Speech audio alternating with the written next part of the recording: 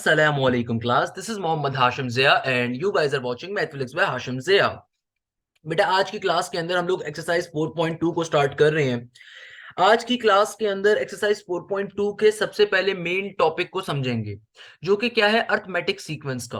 भाई हमने last class के अंदर पढ़ा था कि हमारे पास सीक्वेंसेस की काफी सारी टाइप्स होती हैं। तो आज की क्लास में हम पहली टाइप के ऊपर जा रहे हैं, जिसका एक नाम क्या है, अर्थमेटिक सीक्वेंस, या फिर इसको अर्थमेटिक प्रोग्रेशन भी कहते हैं। क्या कहते हैं मेरे प्यारे शागिर्दों? अर्थमेटिक प्रोग्रेशन भी। ये दोनों इसी के नाम होते हैं, चाहे आप अर्थमेटिक सीक्वेंस कहो या अर्थमेटिक प्रोग्रेशन कहो, बात एक ही होती है। मैंने आपको लास्ट क्लास में बात बताई थी, सीक्वेंस का एक और नाम क्या होता है, प्रोग्रेशन होता है। इसीलिए इसको क्या कहते हैं हम लोग, एपी भी कहते हैं। एपी क्या होता है, हमेशा याद रखिएगा, छोटी सी डेफिनेशन आपको लिखवाऊंगा। A sequence that is formed by adding a fix number is termed as the arithmetic sequence. क्या कहा मैंने? A sequence that is formed by adding a fix number. इस जुमले को अपने जहन में रखिएगा। क्या कहा मैंने? A sequence that is formed by adding a fix number is termed as the arithmetic sequence. यानी कि एक ऐसा सीक्वेंस जो कि फिक्स नंबर के ऐड करने पे फॉर्म हो, उसको हम क्या कहते हैं भैया? उसको हम कहते हैं अरिथमेटिक सीक्वेंस। अब अरिथमेटिक सीक्वेंस क्या है क्या नहीं है, इसको बहुत डिटेल में भी समझाता हूं। फॉर एग्जाम्पल, मैं आपके सामने एक सिंपल सा सीक्वेंस लिख देता हूं, 2,3,4,5,6। अब देखो, आपके सामने जो मैंने ये सीक्वेंस लिखा है, इसको थोड़ा सा गौर से देखो। अगर आप इसको गौर से देखो तो आपको एक चीज समझ में आएगी। आपके पास पहला नंबर क्या था? 2। दूसरा नंबर क्या है? 3। जब मैंने 2 में 1 का इजाफा करा, जब मैंने 2 में एक नंबर का इजाफा करा, मुझे 3 मिला। फिर 3 में जब मैंने उसी नंबर का इजाफा करा, मुझे 4 मिला। 4 में जब मैंने उसी नंबर का इजाफा करा, 5 मिला। 5 में जब मैंने उसी नंबर का इजाफा करा, मुझे 6 मिला। इसी तरीके से सीक्वेंस चलता जाएगा, 7 8 9 10 टिल इंफिनिटी। यानी कि एक ऐसा सीक्वेंस जो कि फिक्स नंबर के ऐड करने पे मिले। मैं इसकी एक और एग्जांपल दे देता हूं, बात को समझाने के लिए आपको एक और एग्जांपल दे देता हूं। For example, 2 4 6 8 10 12 and it goes on. अब जरा गौर से देखो, बात को जरा समझो, अरिथमेटिक सीक्वेंस क्या होते हैं। बेटा अगर आपको सीक्वेंस पहचानना नहीं आया तो क्वेश्चन सॉल्व नहीं कर सकते हैं आप लोग। तो पहले सीक्वेंस को पहचानना जरूरी है। गौर से देखो, आपके पास पहला नंबर 2 है, दूसरा नंबर 4 है। मैंने 2 में कुछ नंबर्स का इजाफा किया तो मुझे 4 मिला। कितने नंबर्स हैं? वो 2 है, जाहिर सी बात है, मुझे साफ दिख रहा है। जब मैंने पहले नंबर में 2 का इजाफा करा, 4 मिला।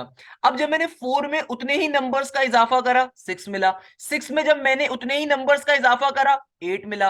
8 में जब मैंने उतने ही नंबर्स का इजाफा करा, 10 मिला। 10 में जब मैंने उतने ही नंबर्स का इजाफा करा, 12 मिला। यानी कि ये एक ऐसा सीक्वेंस है जिसके अंदर हर टर्म एक फिक्स नंबर के ऐड करने पे मिलती है। ऐसे सीक्वेंस को मैथ्स में क्या कहते हैं? अरिथमेटिक सीक्वेंस कहते हैं। और इस फिक्स नंबर को कहते हैं कॉमन डिफरेंस। इस फिक्स नंबर को क्या कहते हैं? Common difference. इस फिक्स नंबर को क्या कहते हैं? Common difference. बात को जरा समझिएगा, बात बड़ी इंपॉर्टेंट है। हमेशा ये बात याद रखिएगा, अगर तो सीक्वेंस अर्थमेटिक है तो through out the sequence fix number हमेशा सेम रहेगा। ये जो मैंने जुमला बोला, ये जुमला बहुत इंपॉर्टेंट है। देखो, एक्सरसाइज को उस वक्त तक सॉल्व नहीं कर सकते जब तक कि टॉपिक क्लियर नहीं होगा, कॉन्सेप्ट क्लियर नहीं होगा। क्या कहा मैंने? मैंने आपसे कहा कि भाई एक ऐसी सीक्वेंस जो कि फिक्स नंबर को ऐड करवाने पे मिले, उसको क्या कहते हैं? Arithmetic sequence. और दूसरा जुमला मैंने क्या बोला कि भाई अरिथमेटिक सीक्वेंस के अंदर जो ये फिक्स नंबर होता है, इसको कॉमन डिफरेंस कहते हैं। इसको डिनोट किया जाता है डी के जरिए, स्मॉल डी के जरिए। एक खास जुमला जो मैंने कहा वो ये कहा कि through out the sequence common difference हमेशा सेम रहेगा। ऐसा नहीं हो सकता कि स्टार्टिंग के अंदर कॉमन डिफरेंस तुम्हें 1 मिल रहा हो और एंड में जाके 2 मिल जाए। ऐसा पॉसिबल नहीं हो सकता। यानी कि जो भी थ्रू आउट द सीक्वेंस होगा, उसमें आपका कॉमन डिफरेंस क्या रहेगा? सिमिलर रहेगा, हमेशा कांस्टेंट रहेगा, हमेशा क्या रहेगा? सेम रहेगा। ये बात बड़े पत्ते की कर रहा हूं, समझिएगा। क्लियर है मेरे प्यारे शागिर्दों? अच्छा, इस डी का फॉर्मूला होता है, इस डी का फॉर्मूला क्या होता है? T2 माइनस का T1। या फिर इसको आप एक और तरीके से भी लिख सकते हो, डी का फॉर्मूला क्या होता है? A2 माइनस का A1, यानी कि सेकंड टर्म माइनस का first term. For example, example दिखाता हूं आपको। लेट सपोज आपके पास एक एग्जाम्पल है, 3 6 9 12 15। सही है, आपके सामने मैंने एक सीक्वेंस लिख दिया। अब आपको इस सीक्वेंस को पहचानना है, ये सीक्वेंस कौन सा है, अर्थमेटिक सीक्वेंस है या कोई और सीक्वेंस है। कैसे पहचानते हैं, क्वेश्चन में लिखा हुआ नहीं आएगा कि सीक्वेंस कौन सा है, आपको खुद पहचानना होता है। कैसे पहचानोगे, देखो हमेशा याद रखिएगा, दुनिया में अगर कभी भी तुम्हारे पास कोई सीक्वेंस अर्थमेटिक है तो हमेशा याद रखिएगा, अर्थमेटिक सीक्वेंस के अंदर जो कॉमन डिफरेंस होता है वो थ्रू आउट द सीक्वेंस क्या रहना चाहिए, सिमिलर रहना चाहिए। ऐसे पहचानोगे। तो अगर मुझे चेक करना है आया ये सीक्वेंस अर्थमेटिक है या नहीं है, अगर मुझे चेक करना है कि आया ये सीक्वेंस एपी है या नहीं है, कैसे चेक करूंगा, कॉमन डिफरेंस के ऊपर। कि भाई सबसे पहले आप कॉमन डिफरेंस निकाल लो। कॉमन डिफरेंस कैसे निकालते हैं कि भाई second term minus first term, सही है ना। तो 6 माइनस का 3 क्या हो गया, 3 आ गया। यानी कि इन दोनों के दरमियान कॉमन डिफरेंस क्या आ रहा है, 3 आ रहा है। और एक दफा लास्ट में भी निकाल के चेक कर लो इन दोनों के दरमियान कॉमन डिफरेंस क्या है। कॉमन डिफरेंस का फॉर्मूला क्या है, second term minus first term, यानी कि forward term minus previous term. तो क्या है, 15 में से 12 गए, तो देखो यहां से भी कॉमन डिफरेंस क्या आ गया, 3 आ गया। हमेशा याद रखिएगा, एक ऐसा सीक्वेंस जिसमें थ्रू आउट द सीक्वेंस अगर कॉमन डिफरेंस सेम रहता है तो ऐसे सीक्वेंस को हम अर्थमेटिक सीक्वेंस कहते हैं। ये कुछ छोटी छोटी बातें मैंने भी आपसे करी हैं, ये बहुत इंपॉर्टेंट बातें हैं, याद रखिएगा इन चीजों को हमेशा जहन में। क्लियर है, आई गेस सबको समझ में आ गया अर्थमेटिक सीक्वेंस क्या है। तो भाई अर्थमेटिक सीक्वेंस का फॉर्मूला क्या होता है मैं वो भी दिखा देता हूं आप लोगों को, मेरे प्यारे शागिर्दों। अर्थमेटिक सीक्वेंस का फॉर्मूला होता है जर्नल टर्म फॉर्मूला।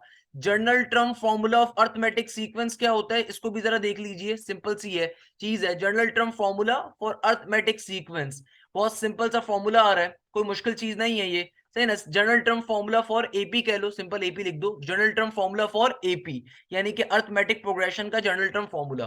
क्या फॉर्मूला है, ये फॉर्मूला है A N is equal to, A N is equal to A plus का N minus one into D. बहुत सिंपल सी बात है भाई, क्या फॉर्मूला है, A N is equal to A plus का N minus one into D. Again जैसे मैंने आपसे कहा, नई किताब में इसको ए एन लिखा हुआ है, इसको आप टी एन भी कह सकते हो, बात एक ही होती है। नई किताब के अंदर इसको ए एन से डिनोट किया हुआ है। अच्छा भाई, ये जो फॉर्मूला मैंने आपके सामने लिखा है ना, ये फॉर्मूला कहलाता है general term formula for the AP. इसके अंदर ए एन क्या है, ए क्या है, एन क्या है, डी क्या है, सब समझाता हूं अभी। देखो, ए कहते हैं, हमेशा याद रखिएगा, ए कहते हैं सिंपल ए। अगर सिंपल ए आ रहा है ना तो ए के मायने क्या होते हैं, फर्स्ट टर्म के। ए किसे कहते हैं मेरा बेटा, ए कहते हैं फर्स्ट टर्म को, सही है।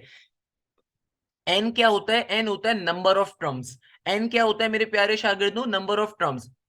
हमेशा याद रखिएगा, नंबर ऑफ टर्म्स कभी भी नेगेटिव में नहीं हो सकती हैं, नंबर ऑफ टर्म्स कभी भी डेसिमल में नहीं हो सकती। नंबर ऑफ टर्म्स का मतलब क्या है, कितने कितने कितने, कभी भी पॉइंट में नहीं होता, कितने कभी भी नेगेटिव में नहीं होता, रिमेंबर दिस थिंग ऑलवेज।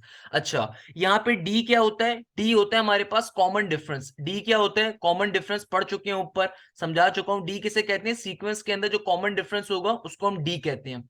और ए एन क्या होता है, देखो ए एन कहो या इसको टी एन कहो, बात एक ही है। इसके काफी सारे नाम है। ए एन का एक नाम होता है लास्ट टर्म, क्या नाम होता है, लास्ट टर्म।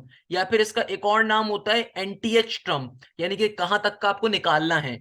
या फिर इसका एक और नाम होता है जर्नल टर्म। तो काफी सारे नाम होते हैं हमारे पास ए एन के लिए। क्लियर है मेरे प्यारे शागिर्दों, सिंपल सा फॉर्मूला है, मैंने आपको फॉर्मूला पूरा समझा दिया कि फॉर्मूला क्या होता है। एपी का जनरल टर्म फॉर्मूला ये होता है, ए के मायने होते हैं यहाँ पे फर्स्ट टर्म के, एन के मायने होते हैं नंबर ऑफ टर्म्स के, डी के मायने होते हैं कॉमन डिफरेंस के, और ए एन या टी एन के मायने क्या होते हैं, लास्ट टर्म भी कहते हैं इसको, एनटीएच टर्म भी कहते हैं इसको, जनरल टर्म भी कहते हैं। अभी जैसे जैसे क्वेश्चंस को सॉल्व करेंगे ना, सारी चीजें हमें समझ में आ जाएंगी, तो अभी बिल्कुल भी परेशान होने की जरूरत नहीं है, सही है ना भाई। अब देखो फॉर एग्जाम्पल, आपके पास आपकी किताब का एक्सरसाइज 4.2 का क्वेश्चन नंबर 1 का पार्ट नंबर 1 आपसे कुछ कह रहा है। क्या कह रहा है, कहता है कि भाई find the indicated term in each of the following AP. For example आपको कहा जा रहा है कि 1,5,9 dot dot dot A into 12 की वैल्यू फाइंड करो। यानी कि आपसे क्या कहा जा रहा है, आपको एक सीक्वेंस गिवन है, आपको ए 12 की मतलब क्या है, आपको इस सीक्वेंस की 12वीं टर्म को फाइंड करना है।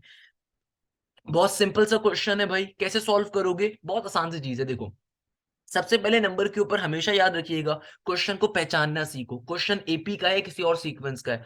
आपके लेवल में वैसे सिर्फ 3 सीक्वेंस होते हैं, एपी, जीपी और एचपी। मगर अभी चूंकि अभी आपने नहीं पढ़ा हुआ ना कुछ भी, तो आपको क्या मालूम होना चाहिए, सबसे पहले क्वेश्चन को पहचानो। तो सबसे पहले क्या चीज निकाल लिया करो, कॉमन डिफरेंस। सबसे पहला काम एक अच्छा बच्चा क्या करता है, कॉमन डिफरेंस को फाइंड कर लो। अगर क्वेश्चन में नहीं लिखा हुआ कि सीक्वेंस कौन सा है तो कैसे पहचानोगे, कॉमन डिफरेंस से। कॉमन डिफरेंस कैसे निकालते हैं, सेकंड टर्म माइनस का फर्स्ट टर्म, 5 में से देखो एक गया तो कॉमन डिफरेंस क्या आ जाएगा, 5 माइनस का 1, 4 के बराबर है। अच्छा मुझे चेक करना है क्या वाकई ये सीक्वेंस एपी है या नहीं है। कैसे चेक करोगे, देखो हमेशा सीक्वेंस के अंदर वेरीफाई लाजमी करिएगा आया सीक्वेंस एपी का है या नहीं है। कैसे कि आपने एक दफा पहली दो टर्म्स के ऊपर कॉमन डिफरेंस निकाल लिया, एक दफा आगे की किसी टर्म पे भी निकाल के चेक कर लो। फॉर एग्जाम्पल मैं 9 - 5 करूंगा तब भी 4 ही आएगा। इसका मतलब common difference through out the sequence same है, तो इसका मतलब क्या है, ये सीक्वेंस एपी का ही है। तो भाई इस तरीके से छोटी छोटी बातें होती हैं जो आपको साथ साथ जहन में रखेंगे इंशाल्लाह। अभी वो तो स्टार्ट है तो परेशान होने की जरूरत नहीं है। तो आपने सबसे पहले क्या निकाल लिया, कॉमन डिफरेंस। अब क्या करेंगे, देखो अब जब कॉमन डिफरेंस आपने निकाल लिया ना, अब आप सिंपल तरीके से देखो ए की वैल्यू लिख लो। ए क्या होता है मेरा बेटा, ए कहते हैं फर्स्ट टर्म को, यानी कि आपके सीक्वेंस की फर्स्ट टर्म क्या है, देखो आपके सीक्वेंस की पहली टर्म क्या है, 1 है, तो ए की वैल्यू क्या आ गई, 1 के बराबर आ गई। अच्छा एन का मतलब क्या है, एन का मतलब है नंबर ऑफ टर्म्स। एन का मतलब क्या होता है, नंबर ऑफ टर्म्स। देखो आपको कहां तक की वैल्यू फाइंड करने को कहा जा रहा है, आपको कहा जा रहा है A12 की वैल्यू फाइंड करनी है। तो इसका मतलब क्या हुआ, आपकी एन की वैल्यू क्या होगी, एन की वैल्यू होगी आपकी 12, क्योंकि आपको एन 12 तक जाना है ना, तो एन की वैल्यू क्या हो गई, 12 हो गई। अब क्वेश्चन को आप सॉल्व कर सकते हो कैसे, सिंपल तरीके से फॉर्मूला अप्लाई कर दो। फॉर्मूला क्या होता है भाई, फॉर्मूला होता है A N is equal to A plus का n - 1 इंटू डी। सही है, देखो एन की वैल्यू क्या है, एन की वैल्यू है 12, तो क्या बन गया, A12 इज इक्वल टू ए की वैल्यू 1 प्लस का n - 1 का मतलब क्या है, n - 1 क्या हो जाएगा, 12 माइनस का 1, और d की वैल्यू क्या हो जाएगी, 4 का 4। तो आंसर क्या आ गया, A12 is equal to 1 plus का 12 में से एक गया 11 इंटू 4, तो 4, 4 जाके 11 से मल्टीप्लाई होगा तो 44 प्लस का 1 45 हो गया। तो आपके पास A12 का डायरेक्टली आंसर क्या आ जाएगा, 45 के बराबर आ जाएगा। किसके बराबर आ जाएगा, 45 के। देखो कितनी सिंपल तरीके से हम क्वेश्चन को सॉल्व कर सकते हैं। क्लियर है भाई, इसमें कोई मसले की बात, आपने कुछ भी नहीं करना, सिंपल वैल्यूज को प्लॉट कर देना है। वैसे मैं आपको इसकी एक शॉर्ट ट्रिक भी सिखा देता हूँ, क्योंकि ये क्वेश्चंस बहुत छोटे छोटे हैं तो ये क्वेश्चंस तो पेपर में नहीं आएंगे। तो आपको कुछ और चीज समझनी पड़ेगी ताकि हम लेंदी क्वेश्चंस पे जा सकें, डिफिकल्ट चीज को देख सकें। तो उसके लिए जो है ना, मैं आपको एक छोटी सी ट्रिक बताता हूँ कि भाई हमेशा याद रखिएगा, इस टॉपिक को अपने जहन में रखिएगा। टर्म्स इन फॉर्म ऑफ, इस चीज का नाम क्या है, शॉर्ट ट्रिक का नाम होता है terms in form of AP. भाई छोटी छोटी शॉर्ट ट्रिक्स जो मैं आपको बताता हूँ ये बहुत इंपॉर्टेंट होती हैं। हो सकता है नॉर्मली कोई टीचर आपको ना सिखाता हो, तो मैं आपको एक शॉर्ट ट्रिक सिखाता हूँ, उससे आप विद इन सेकंड अभी फॉर्मूला अप्लाई कर सकते हो, विद इन सेकंड्स। कैसे, देखो आपके पास जनरल टर्म फॉर्मूला क्या होता है एपी का, आपके पास जनरल टर्म फॉर्मूला क्या है एपी का, जनरल टर्म फॉर्मूला आपके पास है टी एन कह लो या इसको ए एन कह लो, बात एक ही है। क्या होता है, T N is equal to A plus का n - 1 इंटू डी, है ना भाई, ये आपके पास जनरल टर्म फॉर्मूला है। इसमें किसी को कोई मसला तो नहीं है ना, ये आपके पास क्या है, जनरल टर्म फॉर्मूला है। नॉर्मल सी बात है भाई, इसमें किसी को कोई प्रॉब्लम कोई भी नहीं होगी इंशाल्लाह, क्यों, क्योंकि जनरल टर्म फॉर्मूला सिंपल सा। अच्छा अब जरा बात को समझिएगा, अगर मैं आपसे कहता हूं कि मुझे A1 की वैल्यू चाहिए, A1 का मतलब टर्म 1 की वैल्यू चाहिए, तो कौन सी वैल्यू आएगी। देखो यहाँ पे आपके पास जो भी नंबर होते हैं ना, इस फॉर्मूले के अंदर जहां जहां n होता है उस n के अंदर आप प्लॉट करवा दो, तो क्या बन जाएगा, अगर मैं आपको एक निकाल के दिखाऊं। देखो ये ए का ए एज इट इज रहेगा, प्लस का साइन, और n की जगह पे जब 1 जाएगा तो 1 - 1 क्या हो गया, 0 हो जाएगा। तो 0 किसी भी टर्म से मल्टीप्लाई हो तो खत्म हो जाएगा। इसका मतलब A1 की वैल्यू या T1 की वैल्यू किसके बराबर आ गई, ए के बराबर आ गई। अब मैं अगर आपसे कहता हूं मुझे T2 की वैल्यू चाहिए, यानी कि A2 की वैल्यू, तो T2 या A2 का मतलब क्या है, सेकंड टर्म। तो अब जहां जहां इस फॉर्मूले के अंदर, इस जनरल टर्म फॉर्मूले के अंदर आपके पास n आ रहा है, वहां पे आप 2 डाल दीजिए। तो क्या बन जाएगा, ये हो जाएगा सिंपल तरीके से a का a देखो एज इट इज रहेगा, 2 - 1 क्या हो जाएगा, सिंपल 1 बचेगा, तो a प्लस डी आ जाएगा आपके पास। क्लियर है, आपके पास ये आ गया। इसी तरीके से अगर मैं आपसे कहता हूं कि मुझे T3 की वैल्यू चाहिए, यानी कि A3 की वैल्यू चाहिए, देखो यहाँ पे जहां जहां इस फॉर्मूले में n आ रहे हैं वहां पे 3 पुट कर दीजिए, तो क्या बन जाएगा, ये हो जाएगा 3 - 1 a प्लस का 2d बन जाएगा। इसी तरीके से अगर मैं आपसे कहता हूं मुझे A4 या टर्म 4 की वैल्यू चाहिए, दोनों एक ही बातें हैं, तो टर्म 4 की वैल्यू कैसे निकालोगे, जनरल टर्म फॉर्मूले में जहां जहां n आ रहा है, जहां जहां n आ रहा है वहां पे क्या कर दोगे, वहां पे सिंपल n की जगह पे उस नंबर को पुट कर दोगे। तो क्या बन जाएगा भाई, a प्लस का 4 में से एक गया 3d बन जाएगा। क्लियर है, इसी तरीके से अगर मैं आपसे कहता हूँ T5 की वैल्यू चाहिए, यानी कि A5, तो उसका आंसर क्या आ जाएगा, एक कम, क्या बन जाएगा, a प्लस का 4d। आपको क्या कोई पैटर्न समझ में आ रहा है बेटा, मैंने ये मजाक मस्ती में नहीं लिखा, आपको एक शॉर्ट ट्रिक बताना चाह रहा हूँ। क्या आपको यहाँ पे कोई पैटर्न समझ में आ रहा है, पैटर्न क्या है, और से देखो। जब आपने T1 लिखा, T1 का मतलब क्या होता है, फर्स्ट टर्म सिंपल ए आ गया, T2 यानी कि A2 का मतलब क्या है, A प्लस डी। T3 का मतलब क्या है, एक कम A plus two D. T4 का मतलब क्या है, एक कम A plus three D. T5 का मतलब, या A5 का मतलब क्या है, एक कम A प्लस फोर डी। यानी कि आप जिस भी टर्म की वैल्यू निकालते हो, लेट सपोज मैं T7 या A7 कह दूं, तो इसका आंसर क्या होगा? मुझे फॉर्मूला अप्लाई करने की जरूरत नहीं है, मैं विद इन सेकंड इसका शॉर्ट ट्रिक पे फॉर्मूला जनरेट कर सकता हूँ। कैसे? कि भाई एक कम करना है, तो क्या बन जाएगा, A प्लस का सिक्स डी। मैं कहता हूं कि यार मेरे पास T9 है, या फिर इसको आसान भाषा में आप A9 भी कह सकते हो, T9 या A9 है, तो इसका फॉर्मूला क्या बन जाएगा, एक कम। बार बार जनरल टर्म फॉर्मूला यूज नहीं करना पड़ेगा। क्या बन जाएगा, ये बन जाएगा A प्लस का 8D। मैं आपसे कहता हूं कि भाई मुझे T15 चाहिए, T15 का मतलब क्या है, A15। सही है ना? तो इसका मतलब क्या है, देखो इस किताब में ये A से रिप्रेजेंट हुआ हुआ है, वरना T से रिप्रेजेंट करते हैं, इसलिए मैं दोनों चीजें आपको पढ़ा रहा हूँ कि आपको जो आसान लगे उस पर कर सकते हो। तो अगर आपको T15 या A15 की वैल्यू निकालनी है एपी के अंदर, कैसे निकालोगे भाई? बार बार फॉर्मुला थोड़ी यूज करोगे। और मेरे शागिर्द हो, जल्दी से शॉर्ट ट्रिक, शॉर्ट ट्रिक क्या है, ए प्लस का 14D बन गया। तो यानी कि अगर मैं आपसे कहूं कि भैया मुझे T33 चाहिए, यानी कि 833 चाहिए, तो भाई जो निकम्मा बच्चा होगा वो फॉर्मुला यूज करेगा, जो अच्छा पढ़ने वाला मेरा शागिर्द होगा वो तो विद इन सेकंड्स कर लेगा। क्या बन जाएगा भैया? वो बोलेगा सर ए प्लस का 32D बन गया। और जो निकम्मा बच्चा होगा पहले 33 को एन में डालेगा, फिर सॉल्व करके बताएगा, हालांकि आंसर उससे वो भी आएगा, सेम ही आएगा। तो यानी कि आपको ये शॉर्ट ट्रिक समझ में आई, कि अगर मैं आपसे कहता हूं लेट सपोज T99 की वैल्यू बताओ, या टर्म 99 की वैल्यू बताओ, तो टर्म 99 कैसे निकालोगे भाई? क्या बन जाएगा, ए प्लस का 98D। बात समझ पा रहे हो भाई? शॉर्ट ट्रिक क्या है, कि एपी के अंदर जो भी तुम्हारे पास ट्रम्प का फॉर्मूला ओपन करोगे तो हमेशा एक कम पे आंसर आता है। जैसे T1 था, ए आ गया। T2 था, ए प्लस डी। T3 था, ए प्लस टू डी। T4 था, ए प्लस थ्री डी। T5 था, ए प्लस फोर डी। T7 था, ए प्लस सिक्स डी। T9 था, एक कम, ए प्लस एट डी। T15 था, ए प्लस फोर्टीन डी। T33 था, ए प्लस 32D। T99 है, एक कम, ए प्लस 98D। बात समझ पा रहे हो मेरे प्यारे शागिर्दों?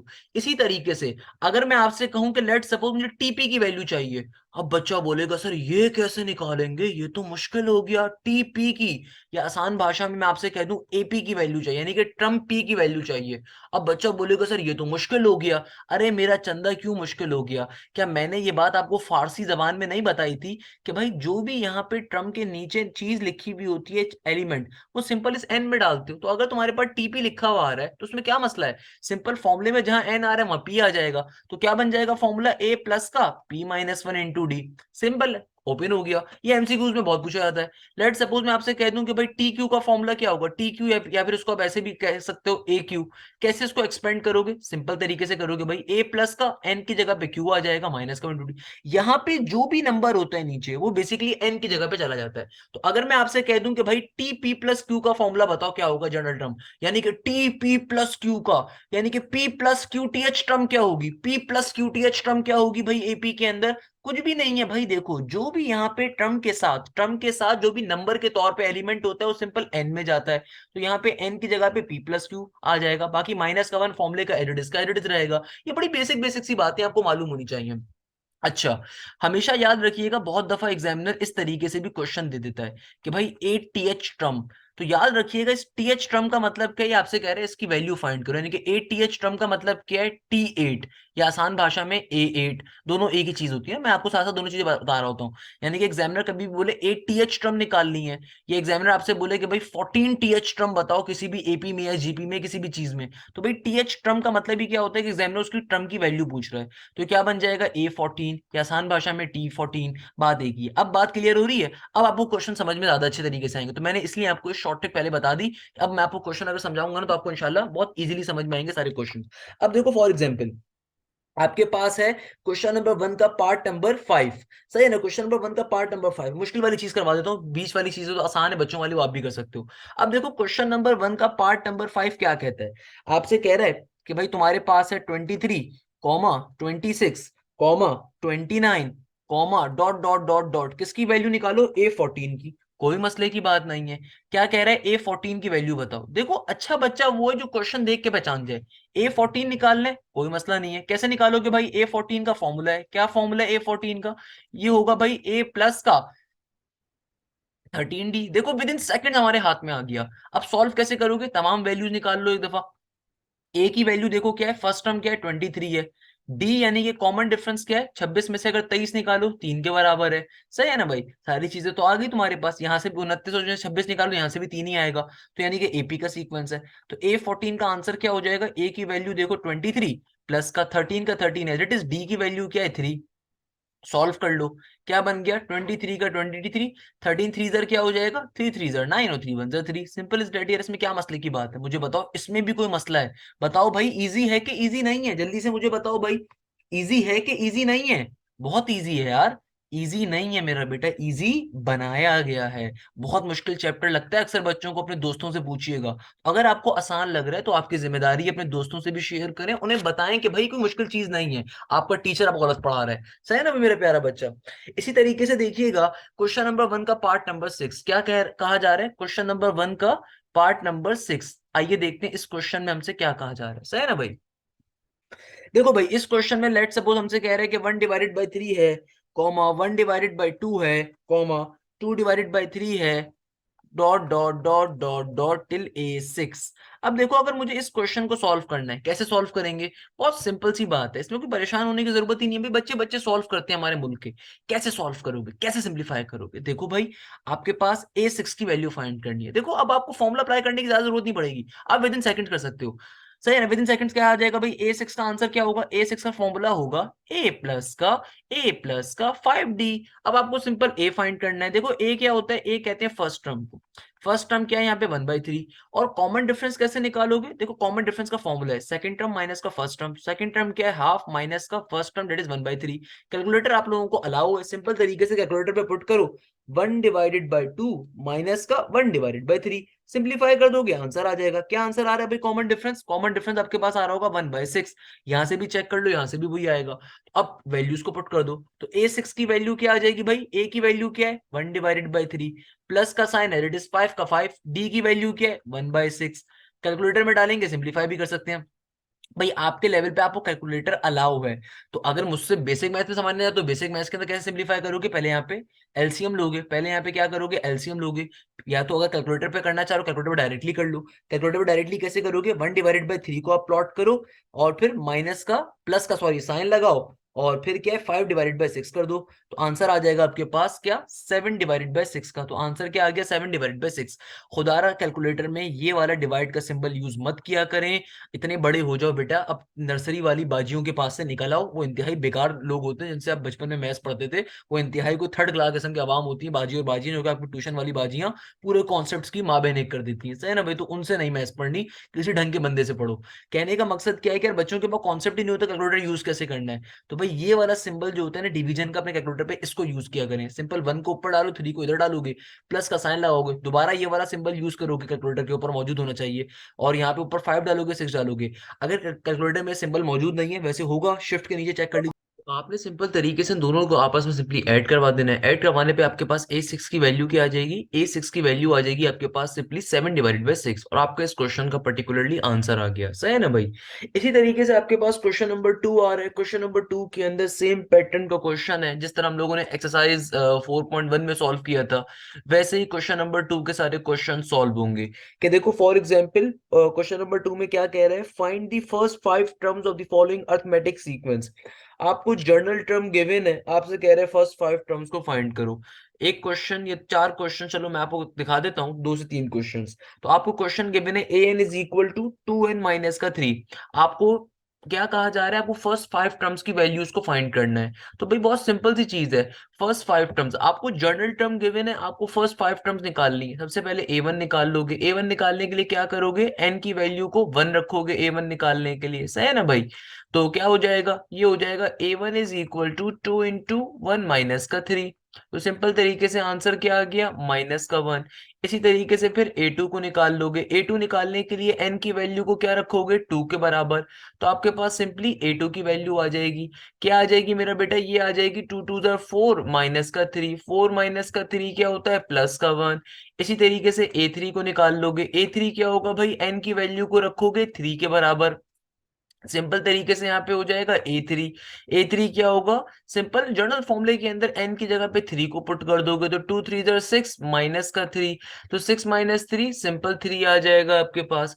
फिर क्या करोगे, सिंपली A4 की वैल्यू निकाल लोगे। इस तरीके से आपने पांचों वैल्यूज को, फर्स्ट 5 टर्म्स को निकाल लेना है, सही है ना भाई। तो n इज इक्वल टू 4 हो जाएगा, तो क्या बन जाएगा, A4 इज इक्वल टू, जहां जहां n आ रहा है वहां 4 रख दिया जाएगा, तो क्या बन गया, 2 into 4 माइनस का 3, 4 2 8, 8 में से अगर आप 3 को निकाल दो तो जाहिर सी बात है 5 बचता है, सही है ना भाई।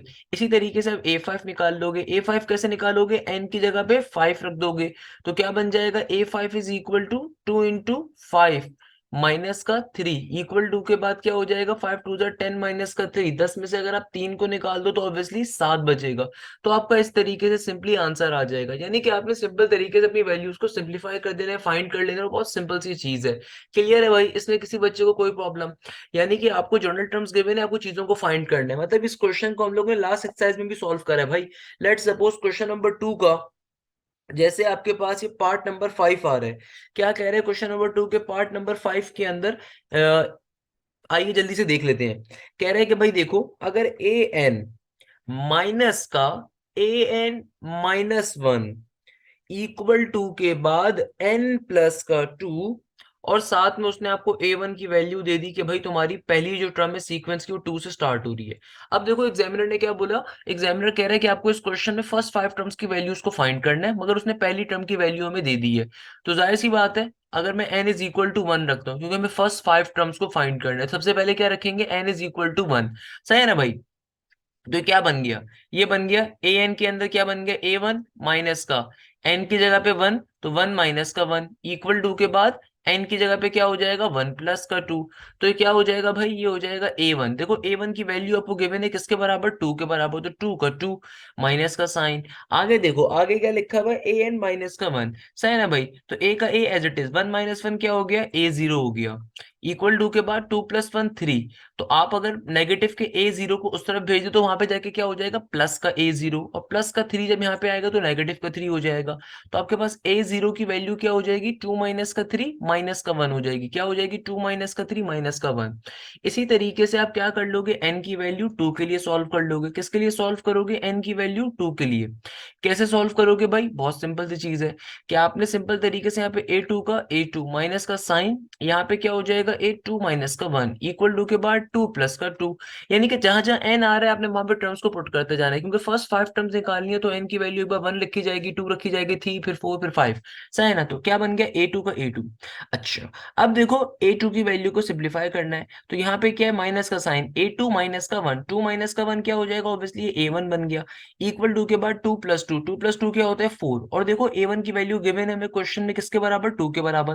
तो क्या हो गया, A2 माइनस का A1 की वैल्यू क्या है, 2 इक्वल टू के बाद सिंपल तरीके से आप लोगों ने क्या करना है, वैल्यूज को प्लॉट कर देना है। देखो A1 के अंदर A1 की वैल्यू, A1 की वैल्यू क्या गिवन है, 2, तो हमने A1 में A1 की वैल्यू को प्लॉट कर दिया।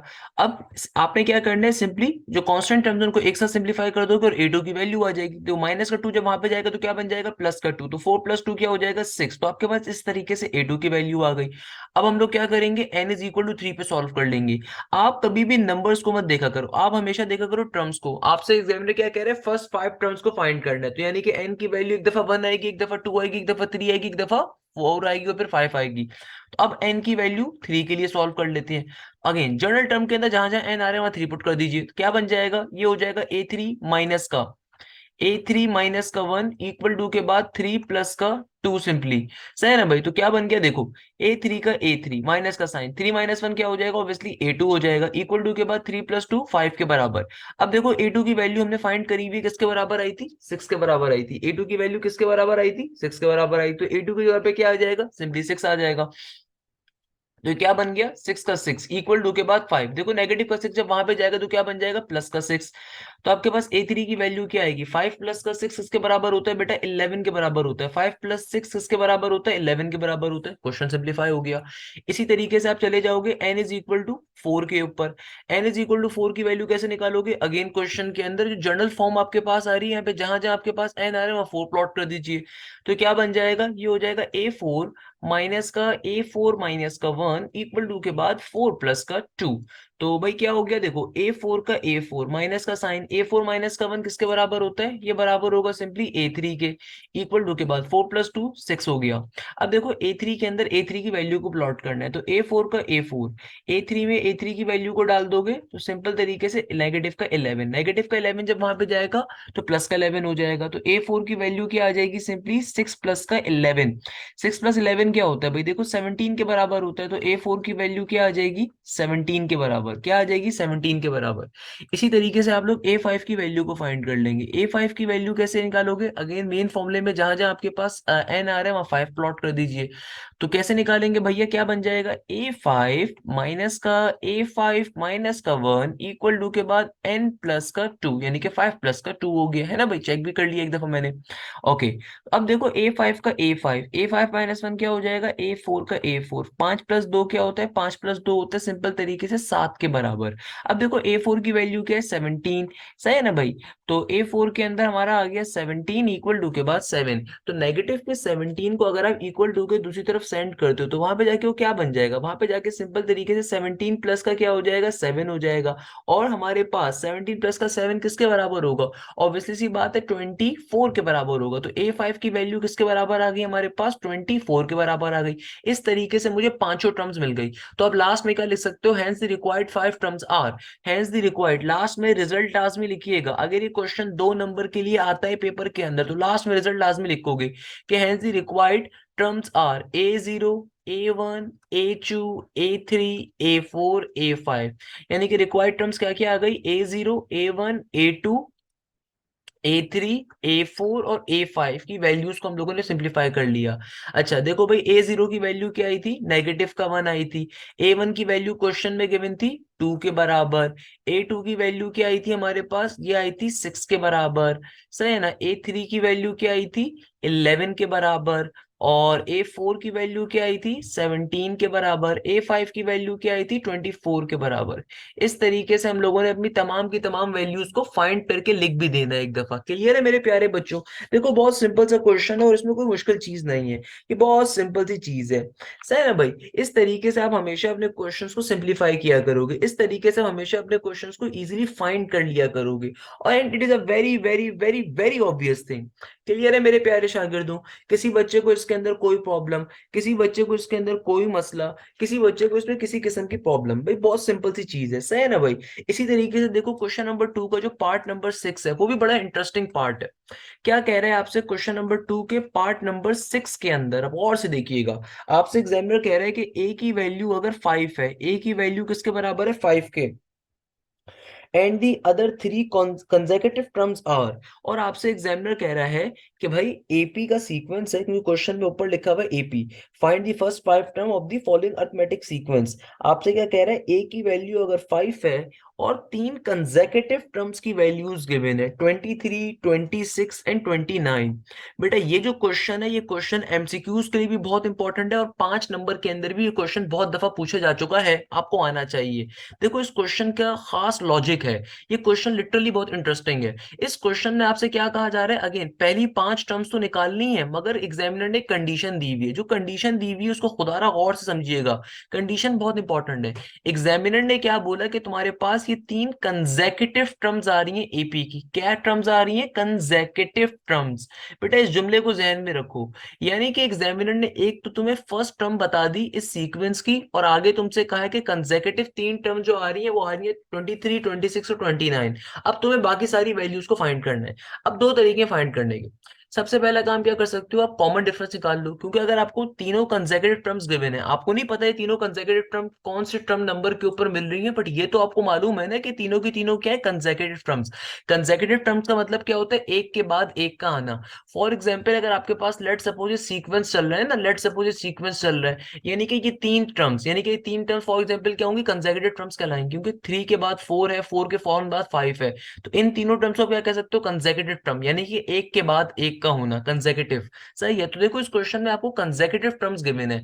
कंसेक्यूटिव टर्म्स देने से एग्जामिनर ने बेसिकली आपको डी की वैल्यू बता दी कि अगर आपको डी की वैल्यू फाइंड करनी, तो डी कैसे फाइंड कर सकते हो? डी क्या होता है? सेकंड टर्म माइनस का फर्स्ट टर्म। तो 26 माइनस का 23 क्या होगा? ऑब्वियसली 3 होगा।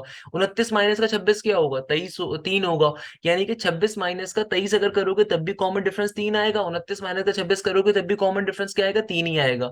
यानी कि आपको डी की वैल्यू बेसिकली एग्जामिनर ने क्वेश्चन में दी हुई है। अब आपसे एग्जामिनर कह रहा है कि फर्स्ट 5 टर्म्स फाइंड करनी है। क्या मसले की बात है? मतलब फर्स्ट 5 टर्म्स फाइंड करनी है, ए भी आपको मालूम है, डी भी आपको मालूम है, कैसे फाइंड करोगे? भाई A1 क्या होता है? A1 तो सिंपल ए ही होता है, तो आपको डायरेक्टली ए की वैल्यू क्या मिल गई? 5 के बराबर मिल गई।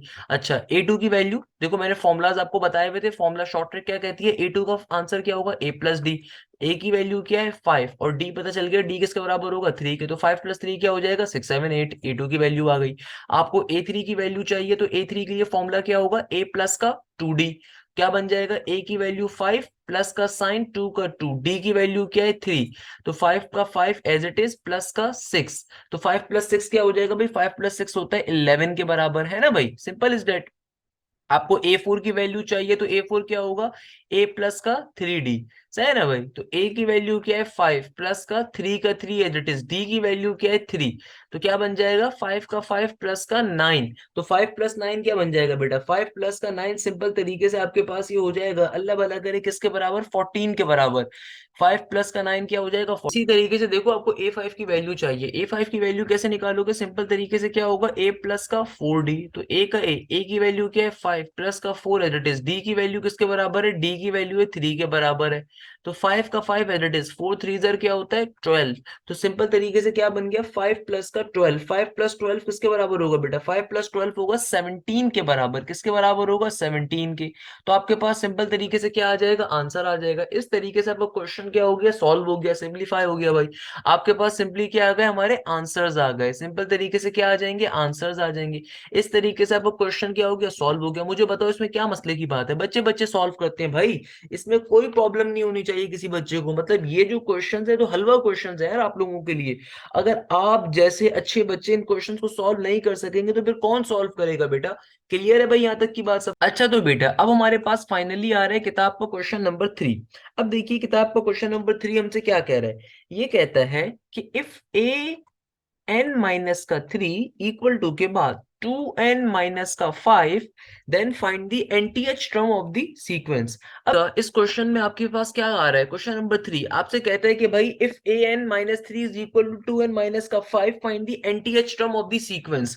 बहुत ही सिंपल सा क्वेश्चन है, मासूम सा क्वेश्चन है। आपको बेसिकली गिवन है a n माइनस का 3 इक्वल टू के बाद 2n माइनस का 5। आपसे क्या कहा जा रहा है? nth टर्म बताओ। मैंने आपको बताया था ना nth टर्म क्या होता है भाई? nth टर्म का मतलब ये है कि आपको an की वैल्यू फाइंड करनी है। आसान भाषा में tn की वैल्यू को आपको फाइंड करना है, यानी कि आपको an या tn की वैल्यू को फाइंड करना है, nth टर्म की वैल्यू फाइंड करनी है। यानी कि आपको यहाँ पे क्या चाहिए? देखो यहाँ पे आपको an चाहिए किसी भी तरीके से। यहाँ पे आपको क्या चाहिए? an की वैल्यू चाहिए। कैसे सॉल्व करेंगे? यानी कि देखो यहाँ पे आपको an चाहिए, इसका मतलब क्या है? -3 को गायब करना है। अब -3 को कैसे गायब करें? देखो ये मैथ्स है, ये मैथ्स हमारी जो है ना, कोई जादू तो है नहीं कि मैं सिंपल छू मंतर करूं और ये गायब हो जाए। मैथ्स कहती है कि अगर किसी भी टर्म को गायब करना है तो जाहिर सी बात है उसके अपोजिट टर्म ले आओ। यानी कि अगर मैं चाहता हूं कि -3 यहाँ से रिमूव हो जाए तो जाहिर सी बात है +3 लाना पड़ेगा। मगर दिक्कत ये है, मसला ये है कि +3 हमारे अब्बा जान का नहीं है, या मैथ्स हमारे अब्बा जान की नहीं है कि मैं अपनी मर्जी से प्लस का 3 ले आऊं। अगर मैं लेफ्ट हैंड साइड पे +3 लेकर आऊंगा तो मुझे राइट हैंड साइड पे भी n के साथ क्या लाना पड़ेगा? प्लस का 3 लाना पड़ेगा, ताकि वो उसको बैलेंस कर सके, ताकि वो उसको क्या कर सके? बैलेंस कर सके। ये क्या काम करा, इसको मैं यहाँ पे नोट भी करवा देता हूँ कि हम लोगों ने बेसिकली रिप्लेस करवा दिया बोथ साइड के ऊपर। हम लोगों ने रिप्लेस करवा दिया n को किसके साथ? बाय n+3 के साथ। ये काम हम लोगों ने क्यों करा? ये काम हम लोगों ने दोनों साइड्स पे इसलिए करा क्योंकि भाई हम चाहते थे कि ये -3 को रिमूव करना है। इस साइड से -3 को क्या करना था? रिमूव करना था। अब रिमूव रिमूव करने का तरीकेकार क्या है कि भाई जाहिर सी बात है, अगर मुझे an की वैल्यू चाहिए तो यहाँ पे माइनस का 3 नहीं चाहिए ना मुझे, तो इस माइनस का 3 को रिमूव करने के लिए मुझे इसका अपोजिट नंबर लाना था, प्लस का 3। अब ये प्लस का 3 लाख कैसे लेकर आएंगे, मैथ्स हमारे अब्बा जान की तो है नहीं कि मुफ्ते में आ जाएगा। तो लाने के लिए हम लोगों ने राइट हैंड साइड पे भी लेकर आए, लेफ्ट हैंड साइड पे भी लेकर आए, ताकि बैलेंस हो जाए। अब इससे फायदा क्या होगा, -3 से +3 कट गया तो आपके पास सिंपली यहाँ पे an बच गया, और यहाँ पे क्या बचेगा, 2n प्लस का 6 माइनस का 5। तो बेसिकली आपके पास an की वैल्यू क्या आ जाएगी, ये आ जाएगी 2n, और 6 में से अगर 5 चले जाएंगे तो 1 बचेगा, तो आपके पास an की वैल्यू क्या आ गई फाइनली, 2n प्लस का 1। तो आपका आंसर क्या आ जाएगा फाइनली, सिंपल तरीके से 2n प्लस का 1, an is equal to 2n plus का 1। ये सिंपल तरीके से आपके क्वेश्चन का आंसर आ गया। बहुत सिंपल सा क्वेश्चन है, बच्चे बच्चे सॉल्व करते हैं भाई, ये बिल्कुल एमसीक्यू तरह का क्वेश्चन था, सही है ना। इसी तरीके से देखिए हमारे पास लेट सपोज क्वेश्चन नंबर 4 आ रहा है। ये क्वेश्चन इंपॉर्टेंट है, 5 नंबर के लिए, पेपर में बहुत ज्यादा पूछा जा चुका है, आपको आना चाहिए। देखो इस क्वेश्चन में क्या कह रहा है, क्वेश्चन में एग्जामिनर आपसे कह रहा है फाइंड दी 20th टर्म। क्या फाइंड करना है, गौर से देखिएगा, फाइंड दी 20th टर्म। मैंने आपको बताया हुआ इसका मतलब क्या होता है, अब आपको समझ में आएगा। देखो ये जो मेरा पहला लेक्चर होता है बड़ा इंपॉर्टेंट होता है कॉन्सेप्ट बनाने के लिए। और आगे आपको सीक्वेंस गिवन है, सीक्वेंस क्या गिवन है भैया आपको, आगे आपको सीक्वेंस गिवन है 1,2 माइनस का x, कॉमा 3 माइनस का 2x, comma dot dot dot dot. अब देखो आपसे एग्जामिनर क्या कह रहा है, एग्जामिनर कह रहा है कि भैया मैंने तुम्हें सीक्वेंस दी है, ये मैंने तुम्हें क्या दे दी, ये एक सीक्वेंस दे दी है। इस सीक्वेंस के अंदर से क्या निकालो, 20th टर्म की वैल्यू को फाइंड करना है। देखो 20th टर्म का मतलब क्या है, आपको T20 की वैल्यू को फाइंड करना है, T20 यानी कि A20 की वैल्यू को फाइंड करना है, दोनों एक ही चीज होती है, सही है ना भाई। अच्छा, अब देखो यहां से इस सीक्वेंस जो आपको गिवन है, इस सीक्वेंस के अंदर आपको फर्स्ट टर्म की वैल्यू दिख रही है, बिल्कुल दिख रही है, किसके बराबर है, 1 के बराबर है। मगर कॉमन डिफरेंस हमें नहीं क्लियर है। कॉमन डिफरेंस देखो कैसे निकालते हैं, कॉमन डिफरेंस निकालने का फॉर्मूला होता है सेकंड टर्म माइनस का फर्स्ट टर्म। सेकंड टर्म क्या है, 2 माइनस का x, माइनस करवा दूं अगर फर्स्ट टर्म को तो क्या होगी, 1 होगी। तो 2 माइनस का x माइनस का 1 क्या बन जाएगा, ये हो जाएगा सिंपल तरीके से आपके पास 2 माइनस का 1, 1 माइनस का x। तो आपके पास d की वैल्यू क्या आ गई, 1 माइनस का x। अब आप क्या करो भाई, अब तो आप फॉर्मूला भी यूज नहीं कर सकते क्योंकि d की तो पर्टिकुलर आपका वैल्यू सही नहीं आई। अब क्या करें, अब अक्सर बच्चा परेशान हो जाता है, सर देखें d की तो हमारे पास वैल्यू ही नहीं आ रही, अब क्या करें सर। तो मेरे प्यारे बच्चों ये क्वेश्चन इसलिए बड़ा इंपॉर्टेंट है, क्यों, क्योंकि इस क्वेश्चन के अंदर आपको यहाँ पे देखो आपको जो अननोन्स गिवन है सीक्वेंस के अंदर, तो ऐसे क्वेश्चंस की पहचान और इस क्वेश्चन को सॉल्व करने का तरीका, और वो तरीका आपको सिखा चुका हूं कि भाई आपको एक बात मालूम होनी चाहिए कि अगर आपको कोई भी एपी का सीक्वेंस गिवन है, तो मैंने आपसे क्या कहा था, थ्रू आउट द सीक्वेंस आपकी कॉमन डिफरेंस हमेशा सेम रहेगा। कॉमन डिफरेंस हमेशा क्या रहेगा, सेम रहेगा। यानी कि अगर मैं इन दो टर्म से कॉमन डिफरेंस निकालूं, यानी कि अगर मैं इन दो टर्म से कॉमन डिफरेंस निकालूं, या फिर मैं इन दो टर्म से कॉमन डिफरेंस निकालूं, हमेशा कॉमन डिफरेंस सिमिलर आना चाहिए अगर तो सीक्वेंस एपी का है। ये बात जहन में मालूम होनी चाहिए ना भाई, अगर तो सीक्वेंस एपी का है तो कॉमन डिफरेंस दोनों टर्म से हमेशा क्या आना चाहिए, सिमिलर आना चाहिए। ये बड़ी बेसिक सी बात है, आप तमाम लोगों को हमेशा इसका आइडिया होना चाहिए। क्लियर है मेरे प्यारे शहजादों, दोनों से क्या आना चाहिए, सिमिलर आना चाहिए, सही है ना भाई। अब देखो अगर आप इसको सिंप्लीफाई करने पे मूव करते हो, फॉर एग्जांपल आपके पास आपका पर्टिकुलर फॉर्मूला क्या होता है, फॉर्मूला आपके पास क्या होता है भैया, आपको अगर फॉर्मूला आपको A20 की वैल्यू चाहिए तो आप तमाम लोगों को फॉर्मूला मालूम है।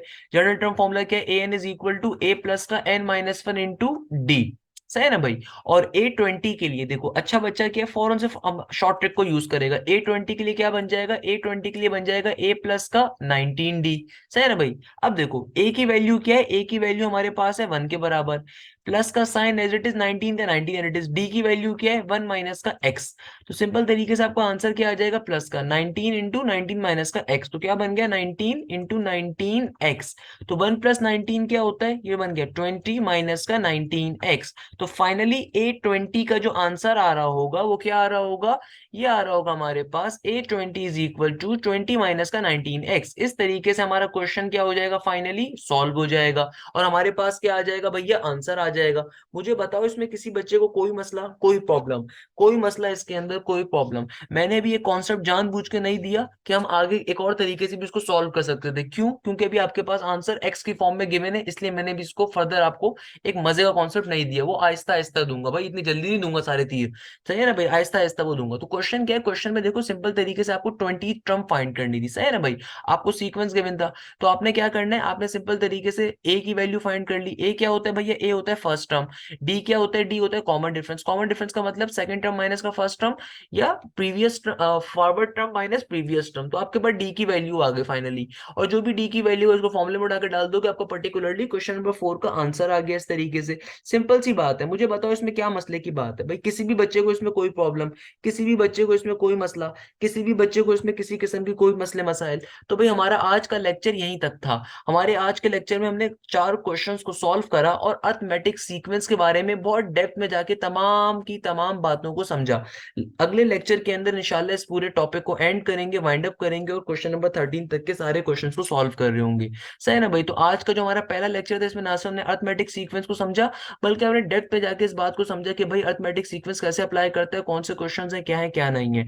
मैं 2 बातें बस आपसे लास्ट में कहूंगा कि भाई जो क्वेश्चंस मैंने आपको सॉल्व नहीं करवाए वो आपकी जिम्मेदारी है, होमवर्क के तौर पे लीजिएगा। क्वेश्चन नंबर 1 के सारे रिमेनिंग पार्ट्स, क्वेश्चन नंबर 2 के रिमेनिंग पार्ट्स, इसके अलावा एग्जाम्पल नंबर 1 और एग्जाम्पल नंबर बस एग्जाम्पल नंबर 2, एग्जाम्पल 1 और एग्जाम्पल 2 आप आराम से घर पे बैठ के सॉल्व कर सकते हैं। और अगर सॉल्व ना हो तो कोई मसले की बात नहीं, एग्जाम्पल 2 मैं इंशाल्लाह नेक्स्ट क्लास के अंदर वो भी समझा रहा हूँ। सही है ना भाई? तो आज का होमवर्क क्या है? जो क्वेश्चन नंबर 1 और क्वेश्चन नंबर 2 के रिमेनिंग पार्ट्स हैं मैंने नहीं करवाए, वो सिंपल सिंपल से आपने खुद से बैठ के करने हैं। इसके अलावा एग्जाम्पल नंबर 1 वो भी आप घर पे बैठ के करोगे। देखो ये बात मैं हमेशा आपसे कहता हूँ कि भाई मैं अगर एक्सरसाइज के क्वेश्चंस करवा रहा हूँ तो एग्जाम्पल के क्वेश्चंस आपने खुद से करने हैं। एग्जाम्पल्स बहुत दफा पेपर में एज इट इज आती हैं, लाजमी आती हैं, तो उनको खुदारा साथ साथ किया करो, वो इंपॉर्टेंट क्वेश्चन होते हैं एग्जाम्पल में। तो यहीं पे मैं इस क्लास को वाइंड अप करूंगा इस उम्मीद के साथ, इस खैरियत के साथ कि आप जहाँ जैसे हैं खैरियत से रहेंगे। मुझे हमेशा अपनी दुआओं में याद रखिएगा। अल्लाह पाक आपको बहुत सारी कामयाबी दे। जज़ाक अल्लाह, thank you so much. Hashim Zia signing of.